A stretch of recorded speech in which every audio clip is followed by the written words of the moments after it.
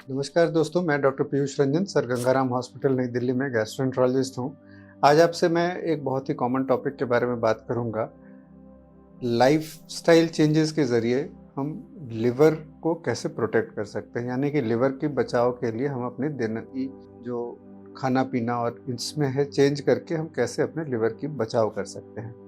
देखिए, आज के समय में एक बहुत ही कॉमन कंडीशन है फैटी लिवर। फैटी लिवर का मतलब होता है लिवर में एक निश्चित मात्रा से ज़्यादा में चर्बी का जमा होना। और अभी एक रिसेंट स्टडी में ये देखा गया है कि हमारे देश में लगभग 35% अडल्ट्स को और लगभग उतने ही संख्या में इनफैक्ट इससे ज़्यादा 36 से 37% बच्चों को फैटी लिवर होता है, यानी कि लिवर में चर्बी जमा होती है। पूरे विश्व की अगर हम बात करें तो लगभग 25% लोगों को फैटी लिवर होता है। तो ये जो फैटी लिवर बीमारी होती है, ये जनरली हम समझते हैं कि एक बहुत ही इनॉक्यूअस, यानी कि ऐसी चीज़ है जो आपको आगे चल कर के कोई नुकसान नहीं करेगी। पर ऐसा देखा गया है कि अब लिवर की आगे जो बीमारी बढ़ती है उसका प्रमुख कारण लिवर में फैट जमा होना, यानी कि फैटी लिवर है। फैटी लिवर के बारे में मेरा एक अन्य वीडियो है जिसके बारे में आप डिटेल से देख भी सकते हैं। तो फैटी लिवर में क्या होता है कि प्रारंभिक स्थिति में लिवर में चर्बी जमा होती है, लेकिन लिवर में इन्फ्लेमेशन नहीं होता है और इससे कोई नुकसान वाकई नहीं होता है। बट कुछ लोगों को जब लिवर में इन्फ्लेमेशन शुरू होता है तो धीरे धीरे जो लिवर का स्ट्रक्चर होता है, आर्किटेक्चर होता है, वो फाइब्रोसिस की तरफ बढ़ने लगता है। और जब ये फाइब्रोसिस बढ़ता है तो ये खतरे की चीज़ है, क्योंकि इससे जाके आगे लिवर सिरोसिस हो जाता है। अगर आज हम देखें, fatty liver, non alcoholic fatty liver disease liver cirrhosis का सबसे कॉमन कारण है। फैटी लिवर के जो कारण होते हैं, यदि हम उनको देखें तो उनमें दो सबसे प्रमुख चीज़ मोटापा और डायबिटीज़ है। अगर हम मोटापे की बात करें तो जो एक रीसेंट सर्वे है, इसमें देखा गया है कि हमारे देश में लगभग 20% लोग मोटापे की श्रेणी में आते हैं। ये बीएमआई यानी कि बॉडी मास इंडेक्स आपके हाइट और वेट के बेसिस पर कैलकुलेट करते हैं, और अगर ये 25 से ज़्यादा है तो आप ओवरवेट हैं, और अगर ये 27.5 से ज़्यादा है तो आप ओबीज कैटेगरी में आते हैं। तो अगर ये देखा जाए तो ये नंबर्स बड़े अलार्मिंग हैं, और ये इसलिए हैं कि हमारी खान पान की शैली बदल रही है। फास्ट फूड, कोल्ड ड्रिंक्स, ऐसी चीज़ें जिसमें कि काफ़ी ज़्यादा मात्रा में एनर्जी होती है, फ्रुक्टोज कंटेनिंग ये जो स्वीट एंड बेवरेजेस होते हैं, जो फ्रूट जूसेस, कैंड जूसेस होते हैं, इनका इंटेक बढ़ रहा है। अगर हम देखें, पैक्ड चिप्स, फास्ट फूड की चीज़ें, बिस्किट्स, इसकी मात्रा हम ज़रूरत से ज़्यादा इस्तेमाल करते हैं। और दूसरा पहलू हमारे जीवन शैली का यह है कि हम बहुत ज़्यादा व्यस्त हैं और हमारे पास एक्सरसाइज के लिए बिल्कुल भी टाइम नहीं होता है। तो इन दोनों चीज़ों का मिला जुला रूप होता है कि हमारा वेट बढ़ता है। वेट बढ़ना सिर्फ एक वज़न टोटल जो होता है और उसके हाइट का अनुपात जो बीएमआई मैंने बताया, उसके अलावा आपकी कमर यानी कि वेस्ट सर्कमफेरेंस क्या है, उससे भी निर्धारित की जा सकती है। और ऐसा देखा जाता है कि जो हम इंडियंस हैं या साउथ ईस्ट एशियंस हैं, इनमें एब्डोमिनल ओबेसिटी ज़्यादा होती है।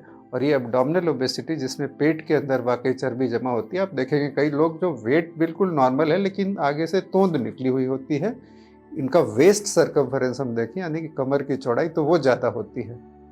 तो ऐसे लोग भी फैटी लिवर के लिए प्रीडिस्पोज्ड होते हैं। तो कहने का मतलब, मैं अगर शुरू से इसको फिर से एक बार आपको बताऊं कि अगर हमारा वेट ज़्यादा है तो हम फैटी लिवर के लिए प्रीडिस्पोज्ड हैं। अगर हमें फैटी लिवर है तो ये चीज़ आगे जा कर के लिवर सिरोसिस में तब्दील हो सकती है। और ये चीज़ एक दो दिनों में नहीं होती, इसमें 10 से 15 साल का वक्त लगता है, और ये हर किसी को नहीं होती। पर मोटापे से फैटी लिवर के अलावा कई अन्य बीमारियां होती हैं। इस वक्त हमारा फोकस लिवर के ऊपर है। तो अगर हम अपना वेट कम करते हैं तो इससे लिवर की जो भविष्य में होने वाली खराबी है उससे हम बच सकते हैं। वेट कम करने के लिए बड़ी दो सिंपल चीज़ें हैं। आपको अपने खाने की मात्रा कम करनी है, ये सबसे इम्पॉर्टेंट चीज़ है।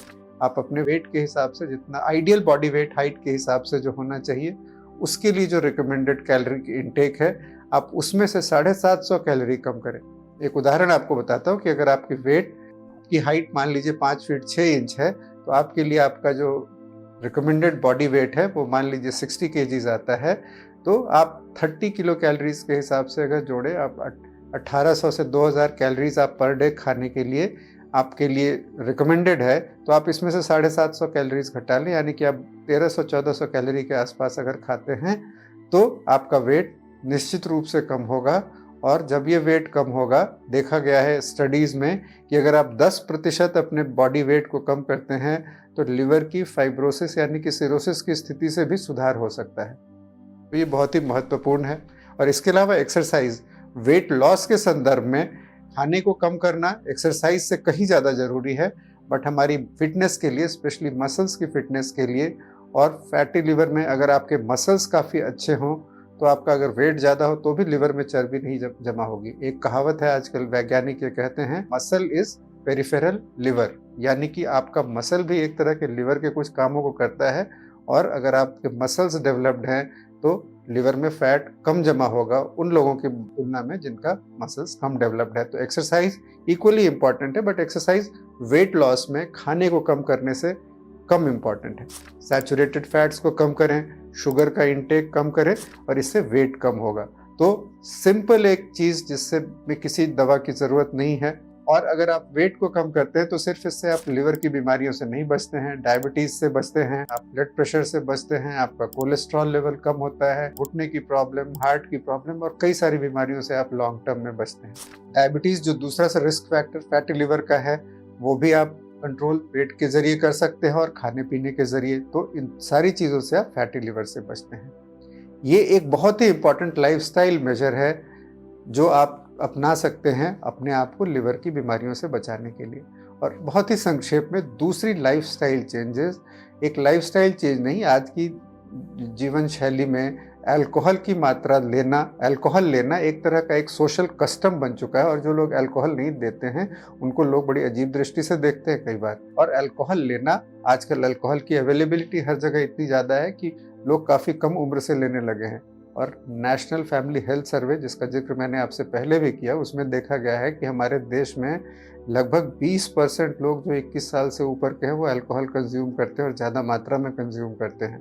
तो अल्कोहल बहुत रिस्पॉन्सिबली कंज्यूम करना, प्रेफरेबली बिल्कुल नहीं लेना।